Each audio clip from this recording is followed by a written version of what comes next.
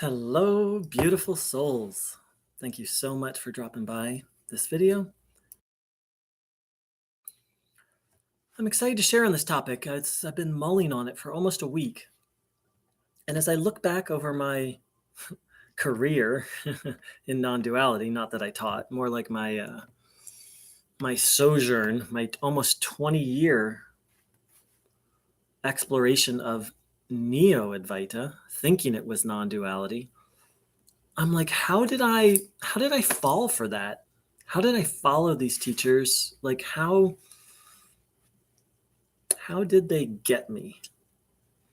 Well, it's not so much they got me, although there are many subtle and not so subtle manipulations that happen in Neo-Advaita. It's more that I got me. I took on the inaccurate view that these teachers were enlightened. I believed they were enlightened. And what I've noticed in myself is when I think that someone is enlightened, there's a kind of surrender that happens. It's not super conscious, but it's like, oh, well, they're enlightened. So, and then it's like I turn off my discernment, right? Or I used to. I don't anymore. But, like, oh, what they're saying must be true.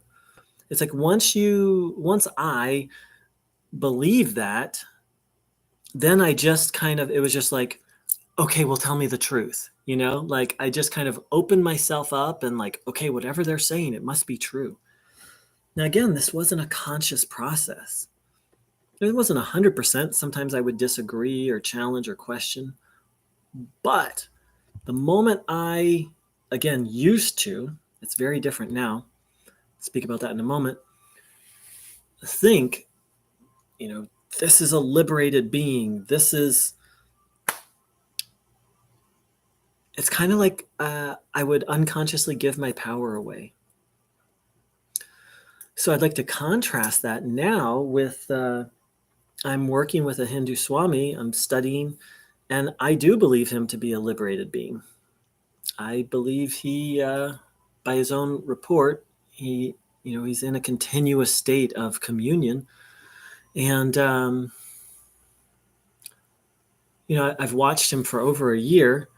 His behavior seems very ethical. So I'm approaching it so much more differently now. Now, when he offers a suggestion or gives a teaching, I listen to it and then I reflect on it. And he's given me some advice that I haven't taken, that I don't think is what's best for me. I mean, who knows? Maybe it is. But that's the second piece is, not only in the past when I thought someone was enlightened, not only did I assume that their philosophical, spiritual, metaphysical teachings were true, is like, oh, and they can guide my life,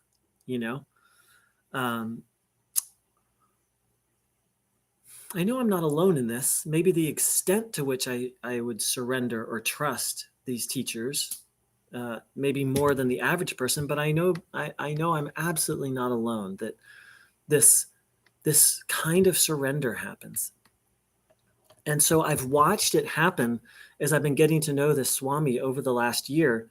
There were moments where like, well, Swami said da-da-da, so I have to, and then I become aware of that and be like, okay, well, check in. And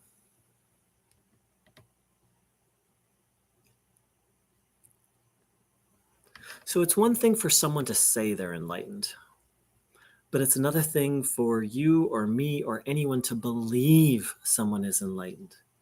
It has profound psychological effects. I've observed them in myself, and I invite everyone who watches this video to reflect in themselves.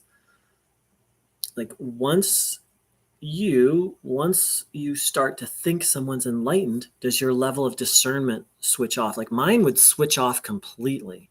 I'd be like, okay, well, this is the truth, It's kind of religious in a sense, right? In numerous conservative religions, it's like, well, this scripture is perfectly true. There's no questioning that goes on. So, a little insight I had. I hope it's helpful. I wish everyone a blessed day full of much discernment. Take care.